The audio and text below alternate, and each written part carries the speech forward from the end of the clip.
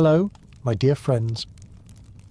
You may think the private lives of medieval royals were ruled by strict morals and sacred duties, but behind gilded walls existed customs so intimate and unsettling they would never appear in official records.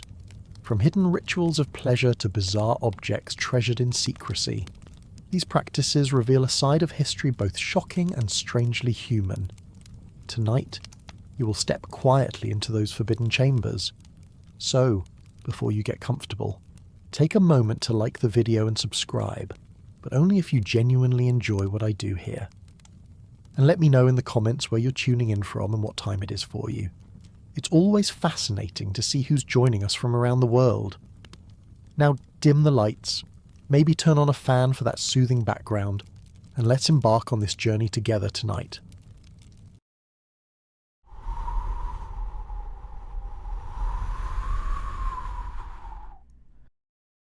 If you thought the life of an aging emperor in imperial China was only filled with ceremonial banquets, scroll painting, and soft music from the palace orchestra, it might be surprising to learn that some of his most private routines were treated as medicine. One of the most unusual and controversial practices recorded in certain court documents was the belief that an older man could restore his health and prolong his life by sleeping with a virgin. In the Taoist medical tradition, the body was believed to contain vital energy that could be replenished by absorbing the essence of youth. This belief was not confined to healers in remote villages. It was present inside the highest levels of the palace, among scholars, officials, and rulers who saw themselves as guardians of ancient wisdom. In this context, the chosen partner was not seen as an equal participant, but as a source of a specific kind of energy. Girls considered young enough to be pure and physically strong were selected, sometimes from distant provinces, and brought into the palace under the role of virgin attendants. They were clothed in fine but simple silk robes, pale in colour to emphasise their youth. The air in the preparation chamber would often carry the scent of incense, and the lighting came from oil lamps placed low to the ground, casting a steady glow. This was not meant to create romance.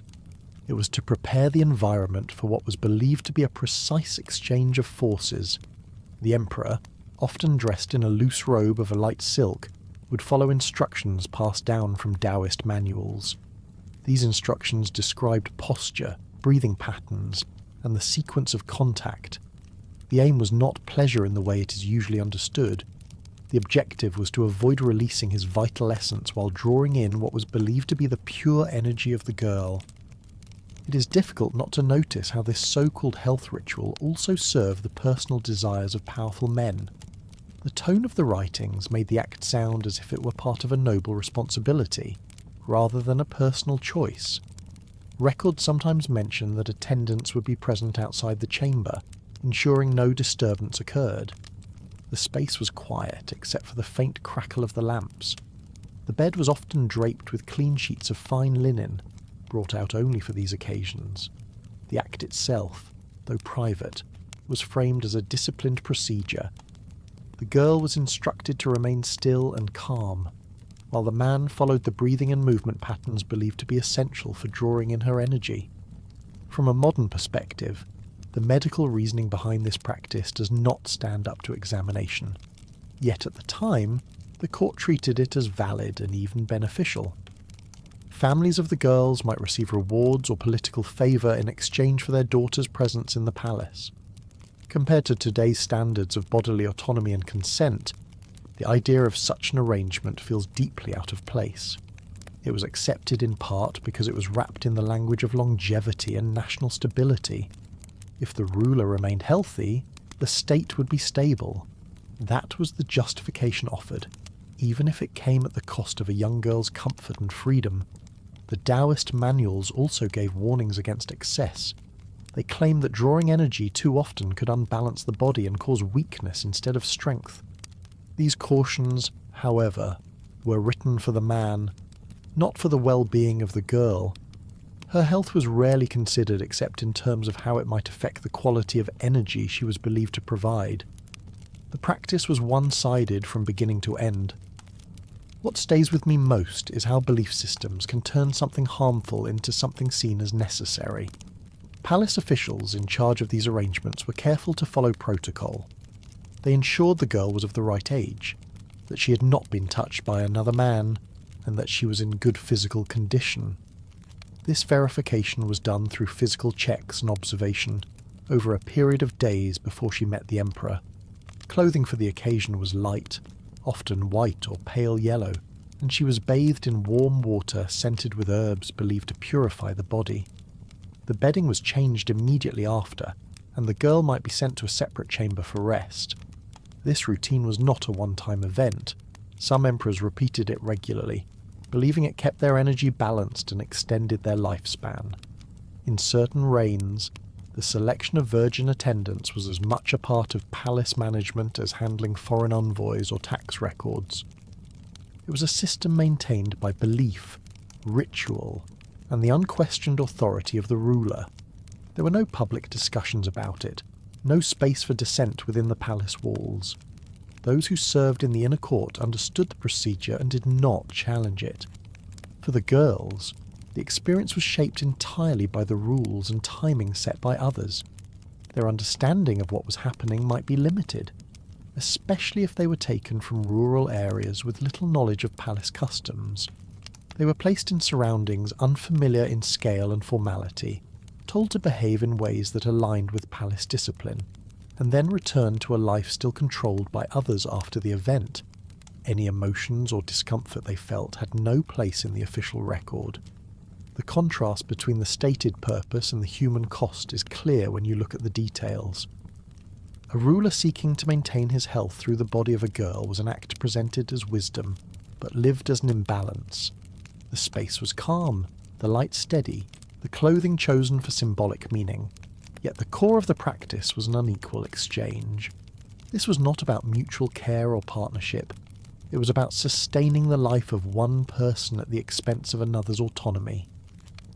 As night fell and the palace settled into quiet, the emperor might feel satisfied that he had followed the guidance of the ancients. The attendants would carry away the bedding, the lamps would be dimmed, and the girl would be escorted to her quarters. There was no public recognition of her role, no acknowledgement beyond the small circle that knew the ritual. Outside the palace, life continued as before, with no sign of what had taken place in the upper chambers. Within those walls, however, the belief in drawing energy from youth remained a part of the emperor's health regimen. This practice was only one example of how sexuality and medicine were intertwined in imperial China. The same belief in controlling and redirecting sexual energy also shaped other customs, some of which focused not on drawing energy from others, but on carefully managing one's own. That path of discipline would soon lead to methods where self-control was taken to an extreme, turning restraint itself into a measure of strength and longevity. The imperial belief in drawing vitality from youth was only one side of how sexual practices were shaped by Taoist thought. Another method, often favoured by those who saw themselves as disciplined scholars of the body, focused entirely on what a man could withhold rather than what he could take. Known in court records and medical texts as Fan Ben Huan Yuan, or returning to the source, it was a practice of engaging in intercourse without releasing semen. In theory, this kept the man's life force intact while still stimulating the flow of energy through the body. This was not a casual suggestion whispered among lovers. It appeared in printed manuals, was taught by certain Taoist masters, and was treated as a measurable skill. A man who could maintain arousal and engagement without releasing was considered not just healthy, but spiritually refined. For emperors and high officials, it became a quiet point of pride, proof that they had mastered their instincts. The act was stripped of romantic purpose and remade into a kind of endurance test for the mind and body. Rooms prepared for this practice were kept warm but not overly lit. The bedding was arranged so there was no distraction from the control being tested. Robes were loose and easy to remove, but the expectation was that the session could last far longer than ordinary encounters. Manuals recommended focusing on steady breathing, pausing at certain moments, and even shifting positions in specific sequences to maintain control. It is difficult not to notice how what was presented as a form of self-mastery also became a way to prolong pleasure for those in power. Some texts claimed that repeated success in this method could sharpen the mind, improve memory, and even darken greying hair. These claims were recorded without challenge in the court libraries, copied for officials who wanted to follow the same regimen.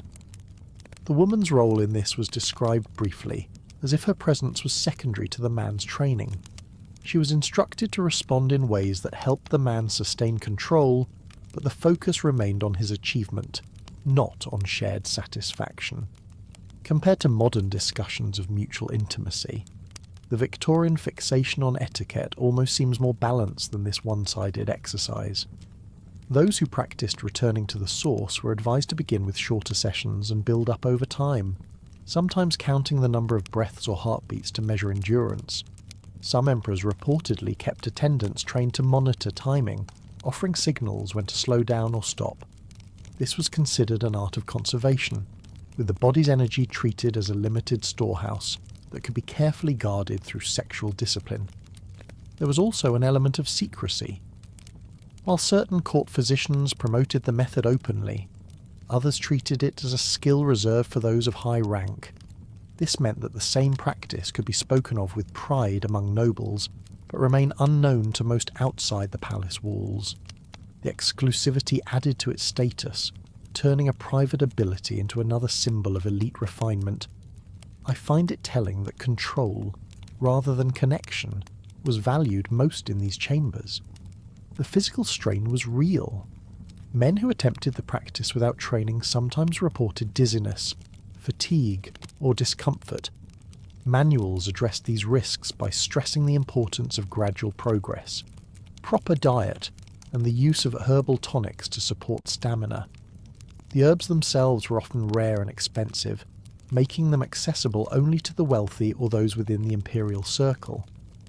For the common population, the method remained more of a story than a lived experience.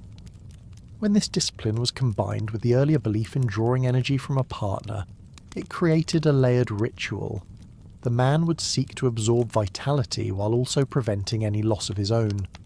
This double focus made the encounter less about spontaneity and more about following a structured set of rules. Every movement, every pause, was meant to serve the goal of retention.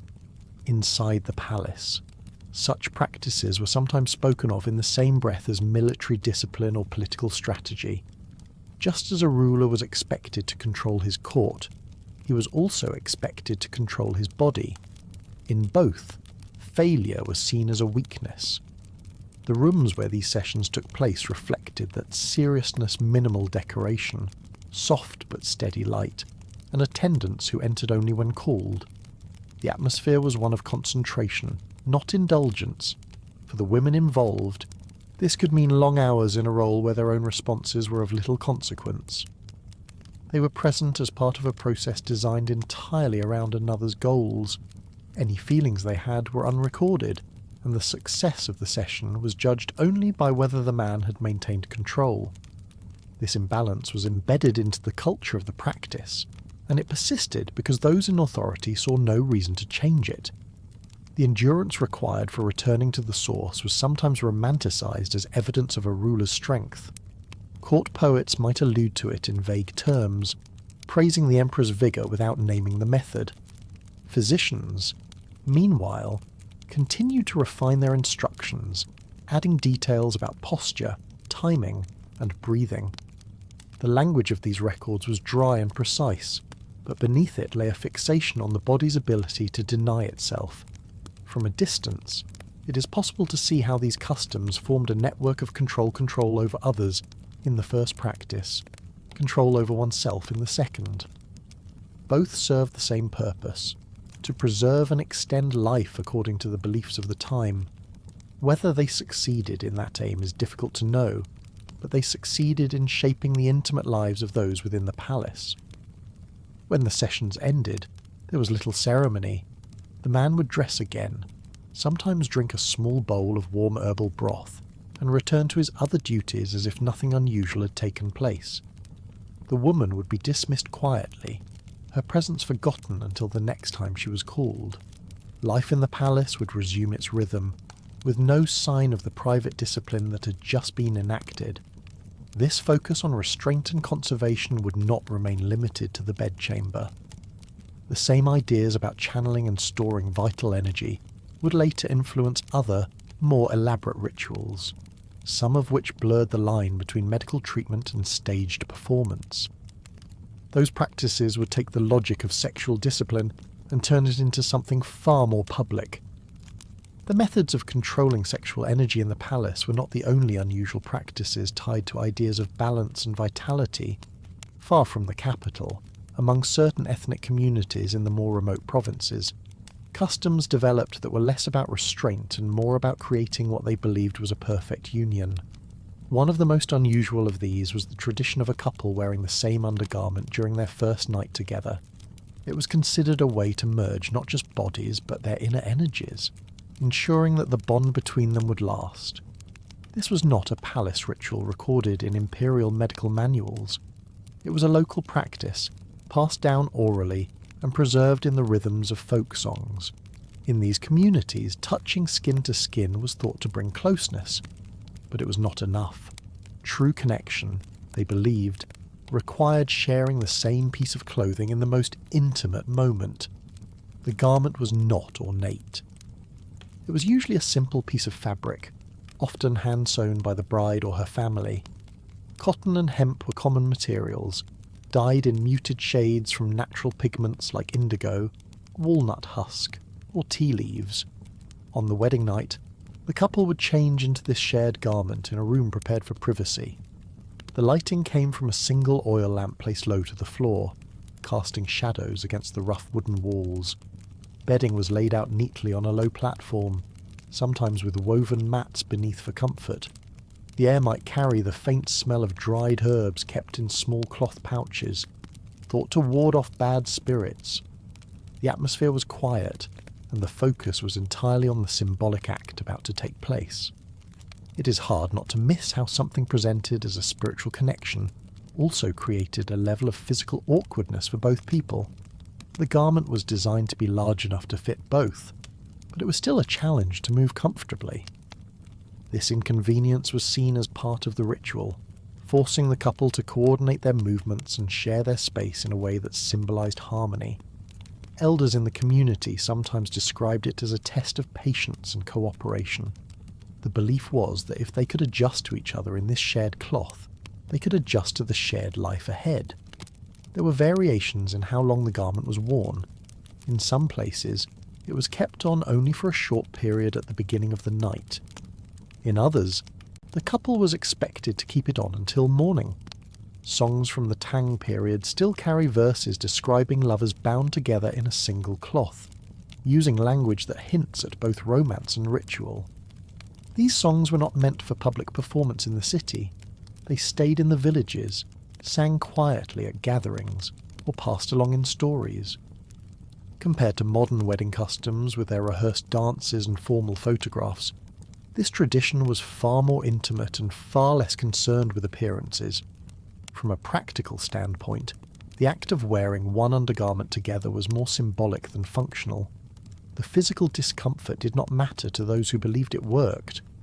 What mattered was the idea that their energies were mingling directly, with no barrier between them except the one they shared. The garment itself often became a keepsake, folded away after the night and kept in a wooden chest. Some families believed it could bring luck to future children, and in rare cases, it was brought out again during certain festivals to renew the bond. The ritual also had a public dimension, though it happened in private. In small communities, people often knew when the wedding night would take place. The expectation that the couple had performed the shared garment tradition was part of the social fabric. There was no inspection, but there was an unspoken trust that the custom had been honoured. The bride's family, in particular, took pride in knowing their daughter had entered her new home through this specific path of union. It is not clear how widespread this tradition was outside certain regions, but written accounts from travelling scholars and officials suggest it was recognised as a distinct cultural marker. They noted the simplicity of the materials and the sincerity of the belief, even if they did not share it themselves. I find it telling that a practice could be so physically limiting, yet still be remembered fondly for its symbolic meaning. The custom's endurance over centuries may be partly due to its adaptability. While its original purpose was tied to beliefs about merging energies, over time, it also came to represent cooperation and shared effort in marriage. Even when younger generations began to move away from older customs, this one sometimes remained, if only as a symbolic gesture done briefly for the sake of tradition. Descriptions from the Tang period onward emphasize that the practice was not about testing chastity or verifying purity, unlike many of the customs in the imperial court. Instead, it was about setting a tone of partnership, however awkward it might be in execution. That difference made it stand out among the many sexual customs recorded in Chinese history.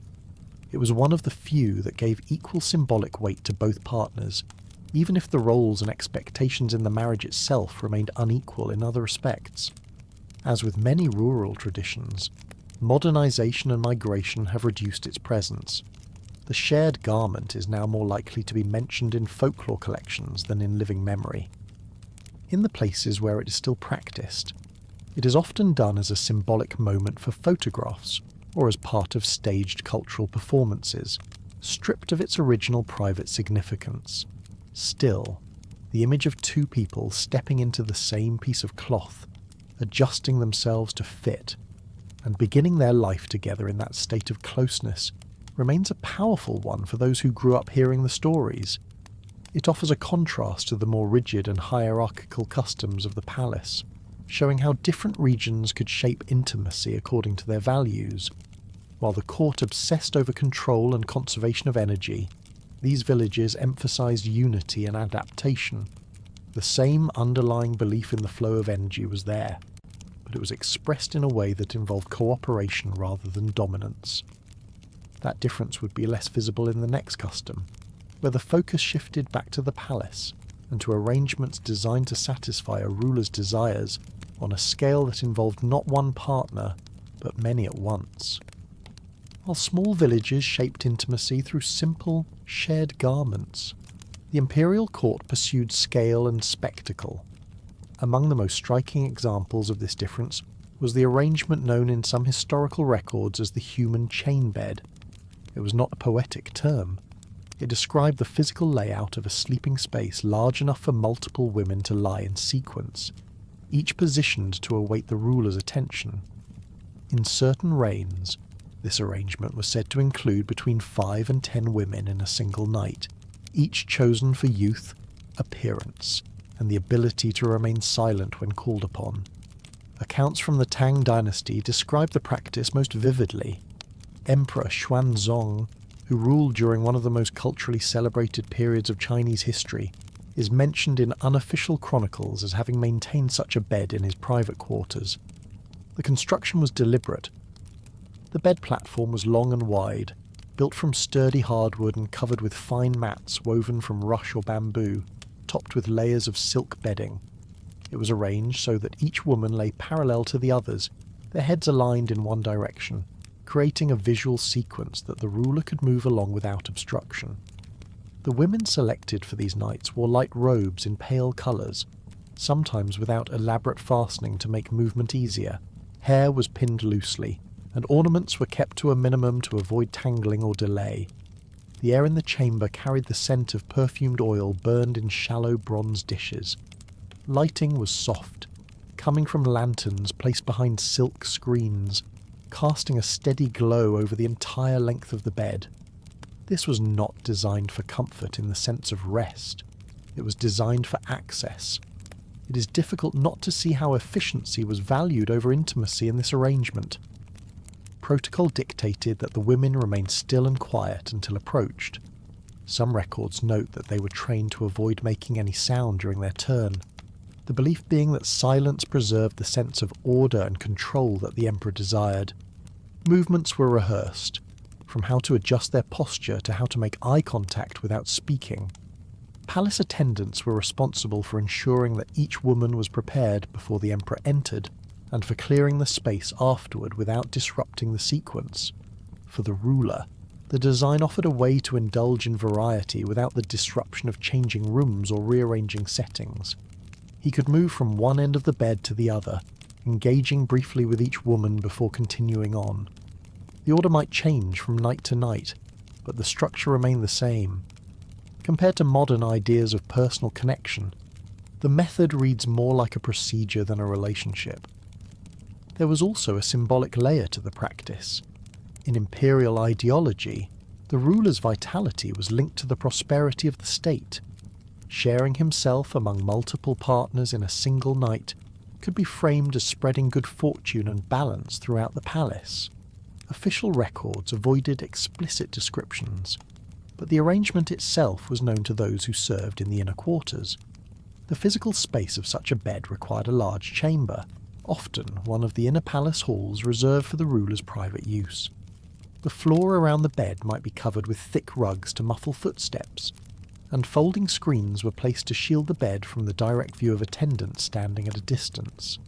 Servants moved quietly along the perimeter, ready to bring fresh bedding or assist with adjusting the arrangement if needed.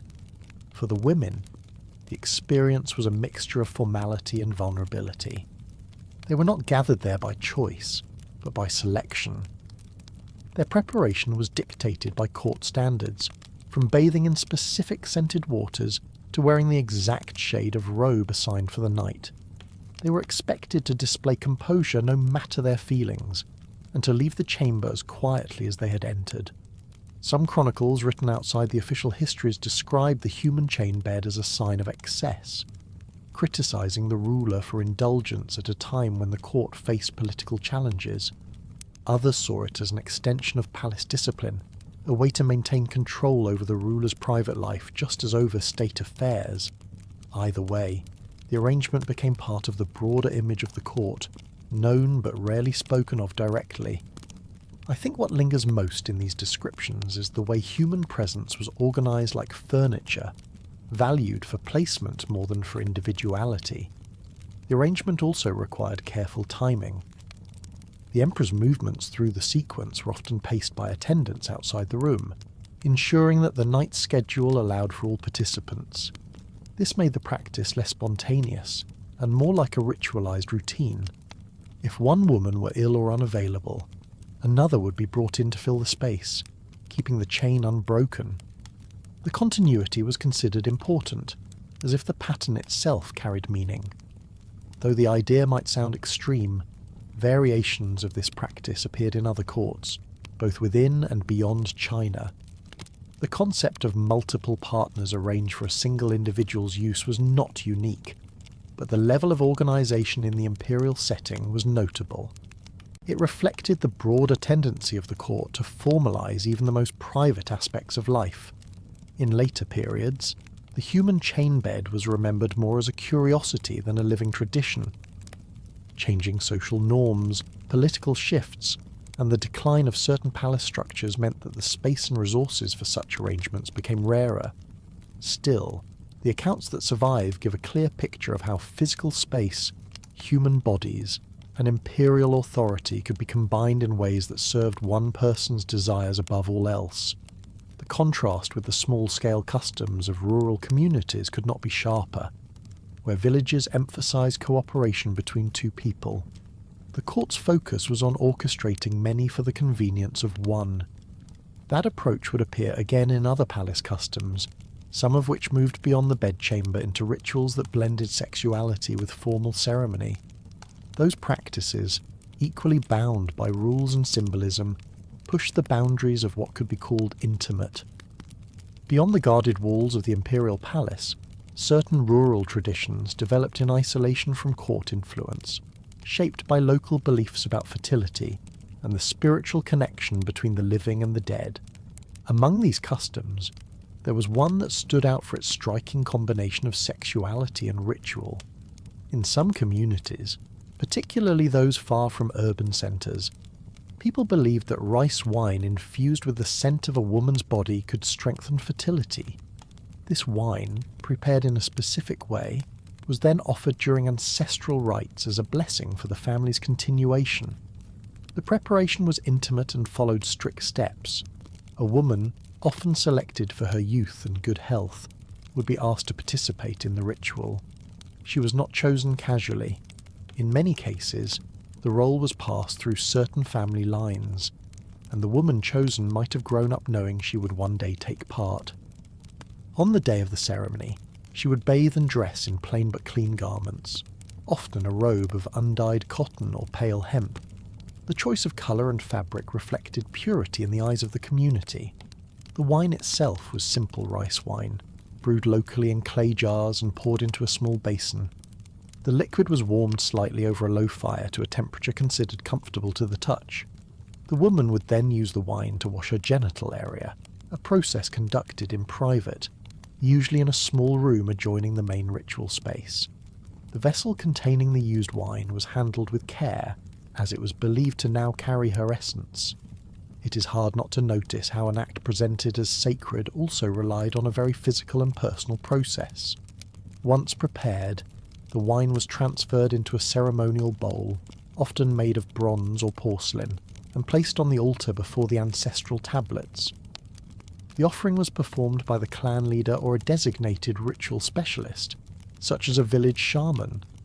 The belief was that by absorbing the essence of the woman through the wine, the ancestors would bless the community with fertility and healthy offspring. This was not considered a casual superstition, but a formal rite embedded in the seasonal calendar. The setting for such ceremonies was usually modest. A wooden table held the altar, with candles or oil lamps providing a steady, low light. Incense smoke drifted in the air, mixing with the faint aroma of the rice wine. Attendees stood at a respectful distance, and the actual preparation of the wine remained unseen by most. The act was private, but its result was public, with the offering visible to everyone present. Compared to modern fertility rituals involving clinics and medical procedures, this approach seems both simpler and more invasive at the same time. The role of the woman didn't end with the washing. She was often seated in a place of honour during the meal that followed the rite, though the honour was symbolic rather than empowering. In some communities, she was not allowed to speak much during the feast, as her presence was believed to retain a certain sacred charge until the day ended. The family and villagers might thank her quietly, but the greater acknowledgement went to the ancestors for accepting the offering. This tradition was not universal, and even in the regions where it existed, it was practiced only on certain occasions. It might be part of a wedding blessing, a harvest celebration, or a special ritual held when a family sought to increase its descendants. The involvement of the Tok Truong or a ritual specialist ensured that the practice was framed as a community event, rather than an individual act. In this way, it became woven into the social and spiritual structure of the village. From a practical perspective, the belief in the wine's power rested on the idea that fertility was not only physical but also spiritual. The woman's body was seen as a vessel of life-giving energy, and by infusing the wine with her essence, that energy could be passed to the ancestors and then returned as a blessing. There was no discussion of consent in the modern sense. The role was framed as a duty, one that carried prestige but also a certain degree of pressure. I think what stays in the mind is how deeply personal boundaries could be redefined when framed as service to the community. The preparation and offering were surrounded by rules to prevent misuse. The wine was never consumed by the living. Once placed on the altar, it remained there until the ritual was complete, after which it might be poured onto the earth as a final act of return. This disposal was done in silence, with the belief that the essence had already been transferred to the ancestors. Over time, as contact between rural and urban areas increased, the practice began to fade. Younger generations, influenced by modern education and changing social norms, found it difficult to reconcile the ritual with contemporary ideas of privacy and bodily autonomy. In some places, it survived only in memory or in the notes of folklorists who documented village customs. In others, it was transformed into symbolic gestures, with wine offered in the usual way, without the earlier intimate preparation. Even in its decline, the tradition left a mark on local identity. stories of past ceremonies became part of the community's heritage, retold at gatherings or preserved in folk songs that hinted at their meaning without describing the details. These songs, like the practice itself, carried the belief that the connection between the living and the dead could be nurtured through shared symbols and offerings.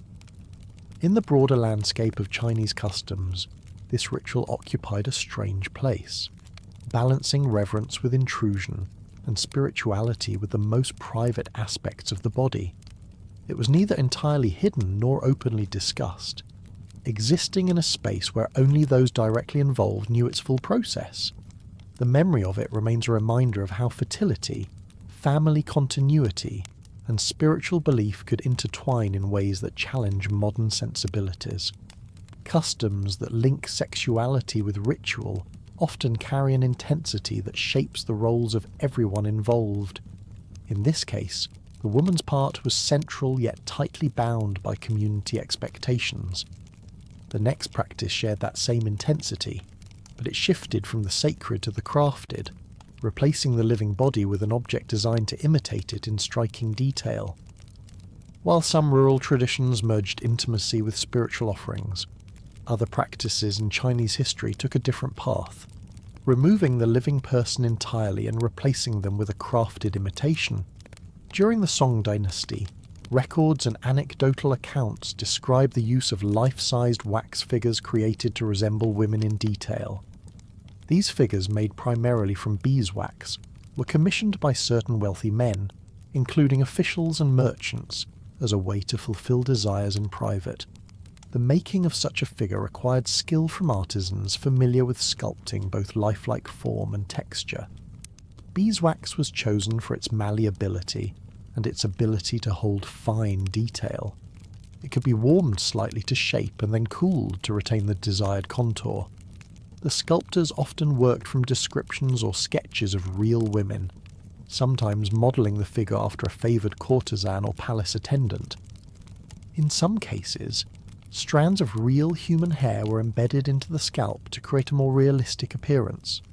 Clothing was made to match the styles worn by court women, with silk robes, embroidered collars, and sashes tied in the fashion of the time.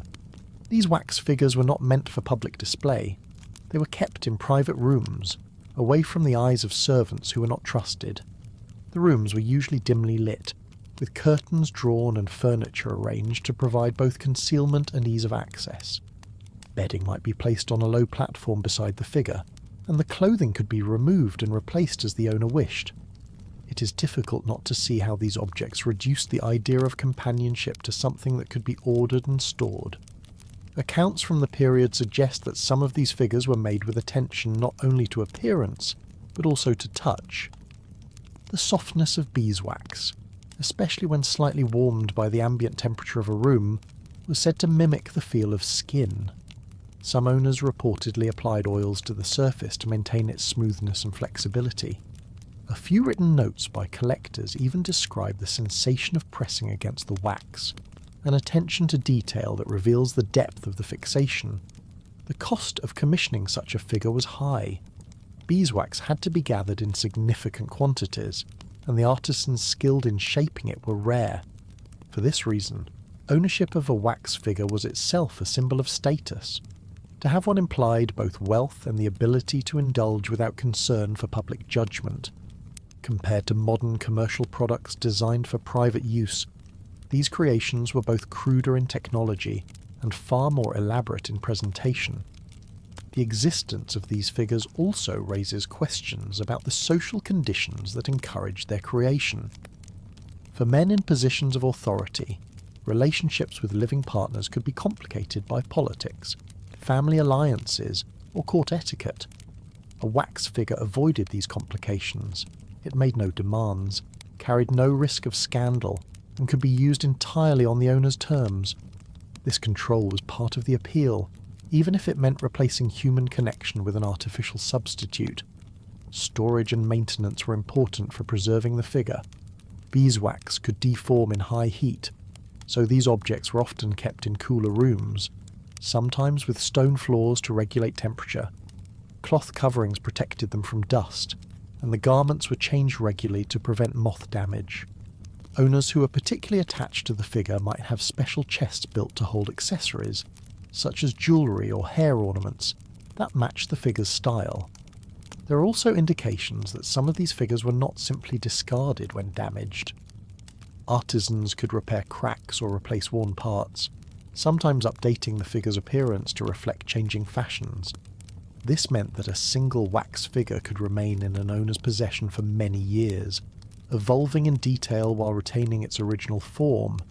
I find it telling that such care and resources could be devoted to maintaining an object whose entire purpose was private indulgence. The secrecy surrounding the use of these figures meant that they were rarely mentioned in official histories, which focused on the actions of the living. Most surviving references come from personal letters, diaries, or the writings of collectors who treated the figures as curiosities. In these accounts, the tone varies from fascination to moral disapproval, with some writers criticising the practice as unnatural, while others praise the craftsmanship. In a few cases, these wax figures were inherited or sold after the owner's death, sometimes entering the possession of other collectors. This secondary circulation suggests that they were valued not just for their original purpose, but also as objects of craftsmanship. For artisans, creating such a figure could be a lucrative commission, and for owners, it was both a private possession and a symbol of taste in materials and design. Over time, as social attitudes shifted and new forms of entertainment emerged, the demand for wax figures appears to have declined. By the later dynasties, other materials and other methods had replaced beeswax in the creation of similar objects. Still, the image of a private room, a carefully dressed figure, and an owner who had invested heavily in its creation remains a distinct marker of how desire and craftsmanship could intersect in historical China. From the spiritual offerings of rural communities to the silent presence of wax figures in elite households, how sexuality was expressed could be as public as a festival, or as hidden as a locked chamber. The next practice moved back toward the living, but in a form that blurred intimacy with cruelty, turning physical harm into a source of arousal within certain circles of the powerful. Private indulgence in the homes of the wealthy did not always rely on crafted figures or elaborate imitations. In certain households of the Ming dynasty, desire was bound to acts of physical control. Among the more disturbing practices recorded in private diaries and scattered court documents was something later described as punishment for pleasure. It was a structured form of physical torment, carried out under the guise of entertainment, in which the infliction of pain itself became the focus. The accounts that survive suggest it was neither spontaneous nor accidental. It was planned, prepared for, and repeated. This practice was largely confined to the upper classes. Men who engaged in it were often landowners, officials, or members of noble families. Their social position gave them unquestioned authority over the people who lived and worked in their households. This authority meant that a command, once given, was followed without question. The subjects were usually servants or attendants, sometimes young and selected for their appearance as much as their obedience. Selection could involve a period of observation, during which the person's temperament and physical condition were quietly assessed. Once chosen, the individual had no option to refuse. It is hard not to miss how something called entertainment was sustained entirely by an imbalance of power. The space for these sessions was deliberately arranged. A room would be cleared of unnecessary furnishings, leaving space for movement and the placement of tools. Floors might be covered with woven mats to muffle sound. Windows were shuttered, not only for privacy, but also to keep the lighting low. The glow came from a few oil lamps set in the corners, casting uneven light that left much of the space in shadow. The overall effect was one of separation from the rest of the household, a contained environment where rules could be bent or ignored. The implements themselves were simple. Leather whips, ropes of twisted hemp, and buckets of cold water were most commonly noted in records. The whip was used for controlled strikes, often to the back, thighs, or arms. The ropes bound wrists or ankles, keeping the subject in place for the duration. Cold water was poured slowly, prolonging discomfort and provoking involuntary reactions. These were not random actions. They followed a sequence, with pauses for observation. Compared to modern concepts of consensual roleplay, this form of punishment bore no element of agreement. In some cases, trusted attendants were present to assist. Their duties included readying the implements, adjusting restraints, and keeping time. Timing was important, as the goal was to sustain the subject's endurance without causing visible injury that might draw attention later. Silence was expected at all times.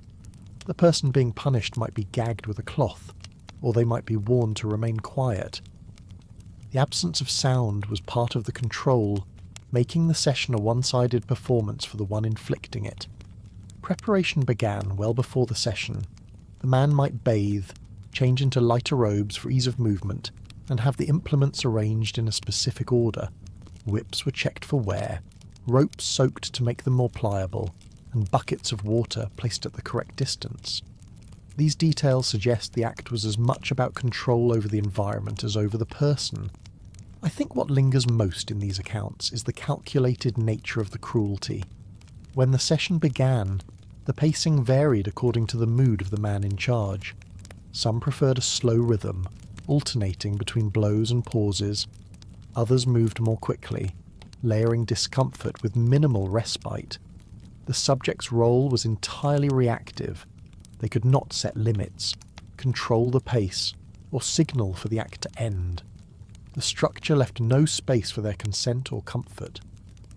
Occasionally, diaries from the period described these activities with a casual tone, as if listing them alongside leisure pastimes like chess or poetry. The lack of moral reflection in such entries reflects how normalised this could become in certain households. It also reveals the insulation of the elite from public judgment. Behind closed doors, they could pursue whatever brought them satisfaction without fear of consequence. For the subject, recovery often began the moment the session ended. They might be sent to a small side room, given a cloth to dry off, and then dismissed without further attention. Any marks that remained were expected to heal quickly. If the marks were too visible, the person might be kept out of sight until they faded. The household's public image mattered more than the well-being of the individual. In rare instances, these activities came to light. A servant might escape, or a dispute within the household might bring the matter before local authorities. When this happened, the language in official records was vague. It avoided stating the sexual component directly, framing the matter instead as excessive discipline. The outcome depended entirely on the perpetrator's social standing. Those with influence faced minimal consequences, if any at all. The secrecy and lack of accountability meant the practice could continue quietly for generations. Implements could be stored in locked chests, brought out only for these sessions. The people who knew about them, attendants, other servants, or family members, understood that silence was expected. Breaking that silence carried risks of dismissal or worse. The broader cultural framework that allowed punishment for pleasure to exist was the same one that supported other forms of dominance in private life. In this context, the human body was a tool for another's gratification, and its treatment was dictated entirely by the person in power. There was no consideration for mutual satisfaction, only for control and endurance. Even as political shifts in later dynasties changed the lives of the elite, the mindset that linked pleasure with domination persisted in some form. Practices evolved, new methods replaced old ones, but the foundation of unequal power remained. From the wax figures kept in hidden rooms to the orchestrated sessions of physical control, the pattern was consistent, the prioritization of one person's desire above all else. The next custom would follow this pattern in a quieter but equally objectifying way, focusing not on the whole person, but on parts of the body taken and kept as tokens of possession. Objects taken from the body have long been treated as symbols of connection, and in certain parts of imperial China, these objects crossed into the realm of sexual belief. Among the upper classes, there was a practice of keeping physical remnants from a lover, not only as keepsakes but as talismans believed to hold intimate power. Hair, fingernails, and even bits of dried skin were seen as carrying a person's life essence. These were not left in boxes for sentiment. They were stored in deliberate ways and placed where they were thought to influence desire and attachment. Fingernails were among the most common items used for this purpose. When a woman trimmed her nails, the clippings could be collected by her lover and placed into a small pouch made of red silk. Red was chosen for its association with vitality and passion. The pouch might be embroidered with simple patterns, sometimes in gold thread if the owner was wealthy. Once filled, it would be hung near the bed, often from the bed frame or canopy, so it remained close during sleep. It is hard not to ignore how an object as ordinary as a nail clipping could be elevated to something treated almost like a treasure. Hair was also considered potent. Strands might be braided into cords or wrapped around small charms. In some cases, these hair-bound charms were worn under clothing, close to the skin. Skin flakes, though less common, were collected in the same manner, treated as fragments of the person's essence. The belief was that keeping these parts nearby could maintain or even strengthen the emotional and physical bond between lovers. There were more extreme examples. Some accounts mentioned that a lost tooth, particularly from a lover, could be kept as a charm. This was most often a tooth that fell out naturally, not one taken by force. The tooth would be cleaned, sometimes polished, and then wrapped in cloth before being placed in a carved wooden box.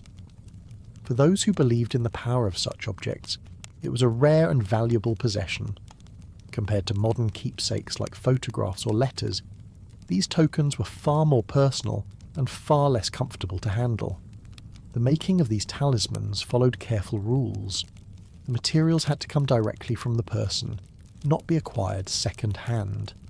The transfer was ideally done in private, and some believed it was most effective if given willingly. For the upper classes, having such a token was a sign of intimacy that could not easily be duplicated. It was proof of a connection that, at least in their view, extended beyond physical presence.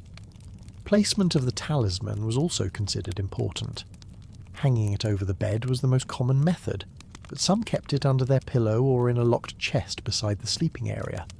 In a few cases, talismans were sewn into the lining of bed curtains so they could not be seen but would remain close during the night. The positioning was tied to the belief that the object's influence was strongest when near the body during rest. These practices were not limited to romantic relationships. In some families, similar tokens were kept as protective charms for newlyweds, meant to keep the couple faithful to one another. In such cases, the item was presented by a parent or elder as part of a larger set of wedding gifts. While the meaning shifted slightly toward protection, the underlying idea remained the same. A part of the body held power over the whole person. The materials used to store these items were often of high quality. Silk, carved wood, and occasionally jade were employed to make containers or pouches. This was not only for durability, but also to show the value placed on the contents. An elaborately crafted pouch signalled that the token inside was important and worthy of respect. For wealthy owners, these objects became part of their collection, kept alongside jewellery or other valuable possessions. Maintenance of the talisman was minimal but deliberate.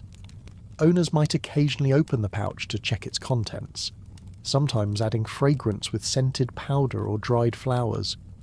The addition of scent was thought to strengthen the bond or to please the spirit of the person whose parts were enclosed.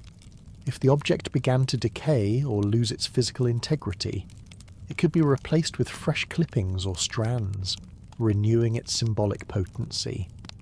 I find it telling that these items were treated with the same care one might give to a rare piece of art.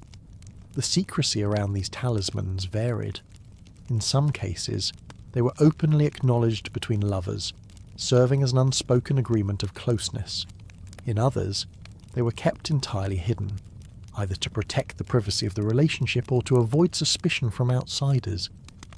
The fear of someone else tampering with or stealing the token was real, as it was believed that such interference could weaken the bond or even cause harm.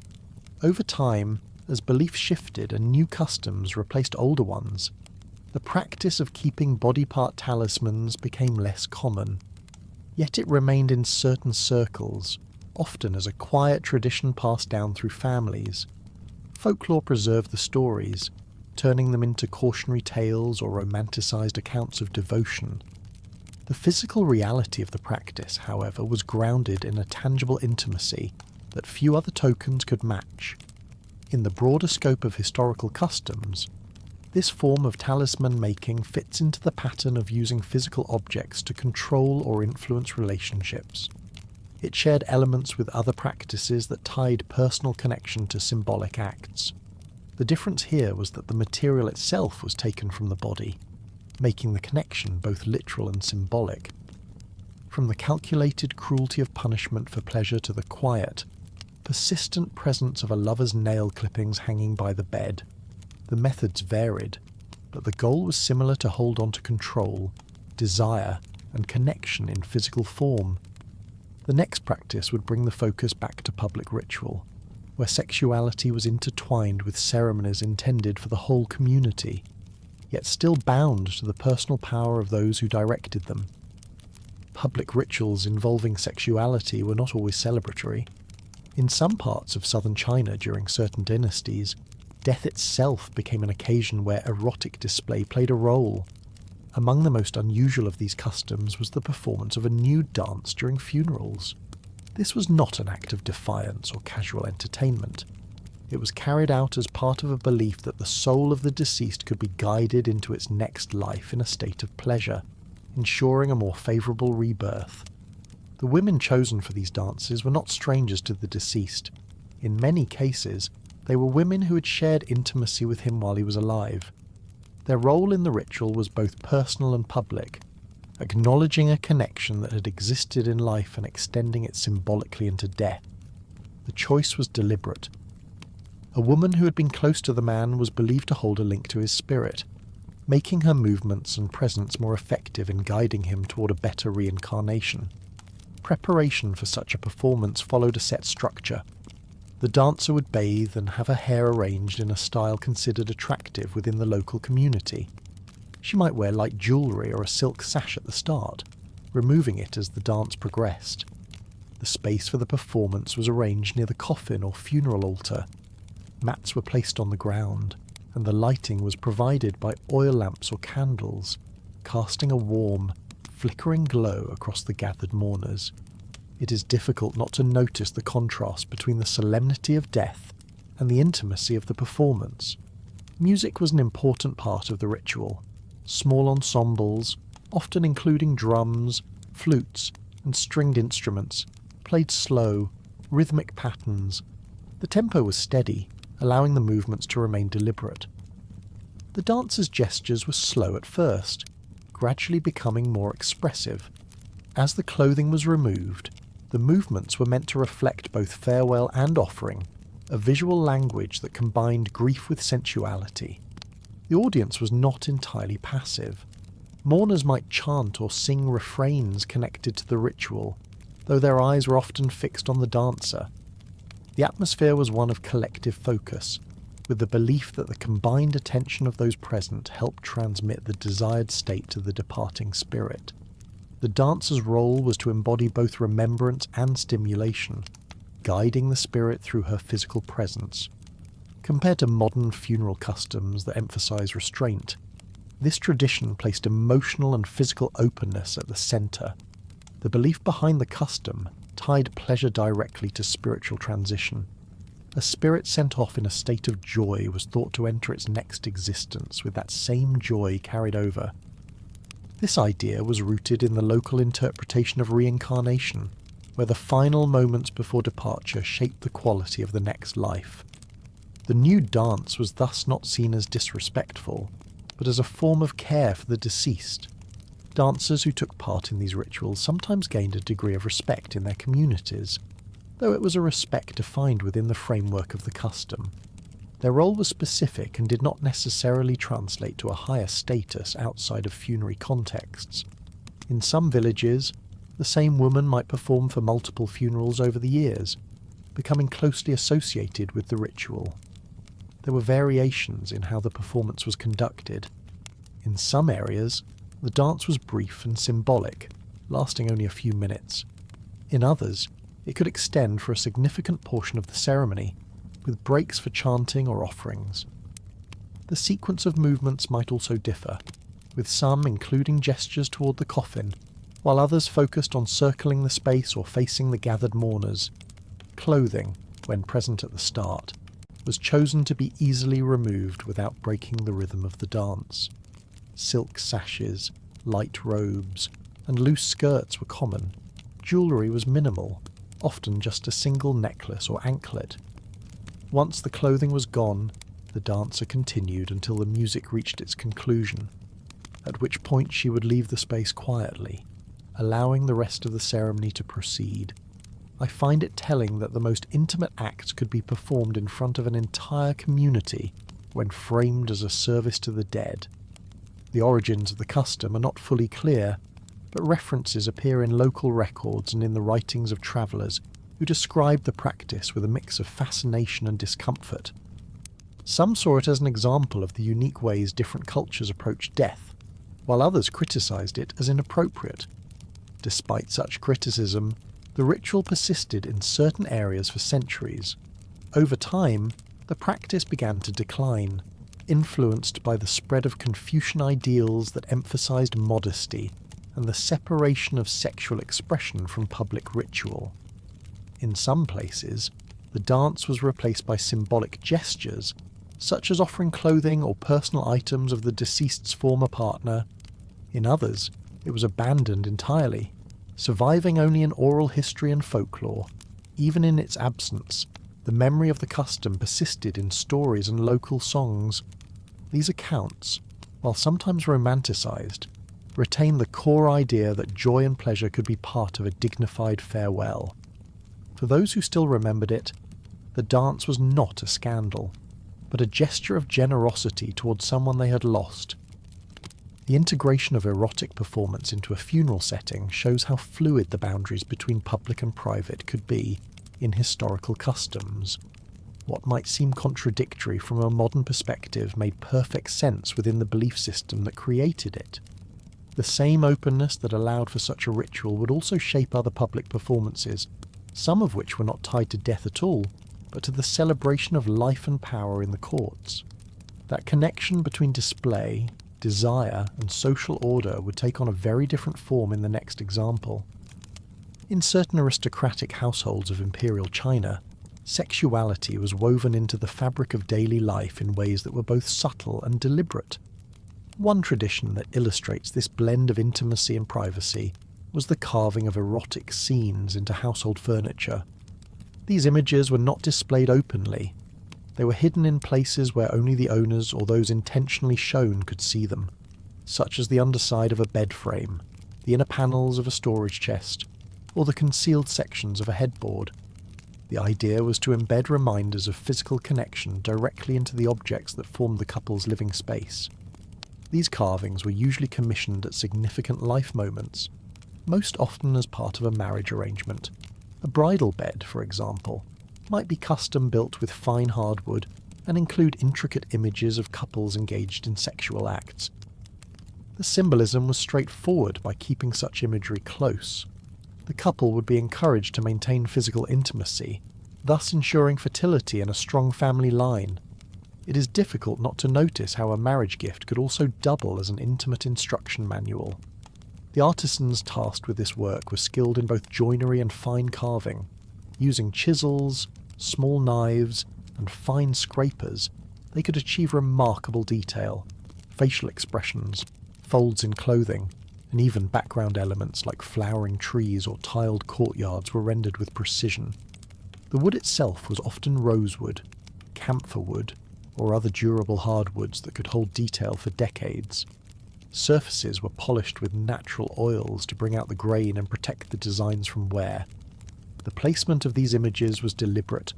On a bed frame, carvings might be found under the slats or behind removable panels, visible only when the bedding was stripped away. On a chest, the carvings might be underneath the lid or on the inner surfaces of drawers. These hidden locations allowed the furniture to appear entirely proper to visitors while still carrying a private function for the owners. Symbolism played a strong role in the design. Certain flowers, animals, or patterns might be included alongside the explicit human figures. Lotus blossoms, for example, represented harmony and union, while paired birds symbolized fidelity. These symbolic elements softened the imagery while reinforcing its intended message. The balance of metaphor and explicitness reflected the broader Chinese approach to integrating sensuality into daily life, without openly challenging norms of decorum. The process of commissioning such a piece often involved family elders, particularly when it was part of a dowry. A bed or chest with hidden carvings could be presented to the couple with no public acknowledgement of the designs, but with the quiet understanding that they were there. The implication was that intimacy was not only expected but actively encouraged. Compared to modern wedding gifts like home appliances or decorative items, these objects carried a far more direct message about marital duties. Maintenance of carved furniture was careful and consistent. Owners might periodically oil the wood, ensuring that both the visible and hidden parts remain in good condition. In wealthier households, servants were sometimes instructed to clean the furniture without disturbing the hidden sections, preserving the privacy of the designs. This secrecy was part of the tradition's appeal. In some families, these pieces became heirlooms, passed down from one generation to the next. The erotic carvings could survive for centuries if cared for properly, though their meaning might shift over time. In more conservative periods, they might be ignored or even covered over, while in more permissive times, they could be openly discussed among family members. I find it telling that an object could outlive the people who commissioned it, quietly carrying a record of their private values. The reaction to discovering such carvings could vary widely. For those within the tradition, they were a normal part of married life. For outsiders, particularly travellers or scholars from regions without similar customs, they could be surprising. Some records from visiting officials describe these hidden images with curiosity, noting the quality of craftsmanship as much as the subject matter. Not every carved image was explicit. In some cases, the designs leaned toward suggestion rather than direct depiction, using intertwined plants, flowing ribbons, or symbolic animals to represent sexual union. This allowed the furniture to pass without question, even if an unknowing visitor happened to glimpse the carvings. However, the explicit pieces left no doubt about their intent, and their presence near the marital bed made their purpose clear. These carvings served multiple functions. They were decorative, symbolic, and instructional all at once. They reinforced the expectation of a physically active marriage and tied that expectation directly to the success of the family line. They also represented a form of continuity, linking one couple's life to that of their descendants through a shared object. Over time, as tastes and attitudes changed, the practice became less common. By the late Qing dynasty, fewer households commissioned such work, and existing pieces were sometimes altered or replaced. Still, antique markets and estate sales occasionally reveal examples of these furnishings, their carvings intact and their surfaces worn smooth by years of use. The existence of this tradition highlights how the private and public aspects of marriage were negotiated in material culture. Outwardly, noble families could present an image of refinement and restraint, while privately they endorsed and even facilitated physical intimacy through the objects they lived with. The furniture became part of the marital environment, silently shaping behaviour without a word spoken. From the nude funeral dances that brought intimacy into public mourning to the hidden carvings tucked beneath the marriage bed, the spectrum of sexual customs was wide. The next tradition would shift from locally crafted symbolism to imported intrigue, as foreign-made devices found their way into elite Chinese households and were adapted to fit the tastes and expectations of those who acquired them. By the time the Qing dynasty entered its later period, China's engagement with the outside world had brought more than just silk and porcelain exports, or the import of luxury fabrics and clocks. Alongside trade in tea, spices, and fine glassware, some goods moved quietly, away from official records and public notice. Among these were intimate devices from Europe, mechanical and finely crafted, unlike anything most Chinese artisans of the time produced. They were not widely available, nor were they openly discussed. They arrived in the country through private trade, diplomatic gifts, or the personal effects of returning envoys and wealthy merchants who had travelled abroad. The recipients of these objects were members of the elite, high-ranking officials, influential merchants, and members of noble families were the most likely to encounter them. These individuals had the wealth to purchase such goods and the privacy to keep them hidden. The devices were often described in private correspondence or recorded in personal inventories, but rarely in detail. The language used to describe them in these notes was deliberately vague, perhaps to protect both the owner and the writer from embarrassment if the document was ever read by someone else. Construction of these objects reflected European metalworking skills. Some were made of brass or bronze, polished to a high shine, with surfaces engraved in delicate patterns.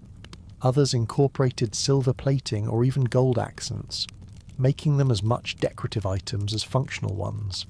Certain pieces had moving parts, using cranks, gears, or spring-loaded mechanisms to create motion. This mechanical capability was unfamiliar to most in China at the time, where intimate objects tended to be static in design.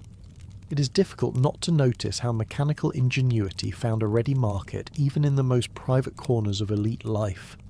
The designs varied greatly. Some pieces were relatively simple, shaped for ease of handling and straightforward use. Others were elaborate, with curves, extensions, and multiple attachments. The more complex devices required assembly, adding an almost ceremonial element to their use. Opening the box, arranging the components, and preparing the device could itself be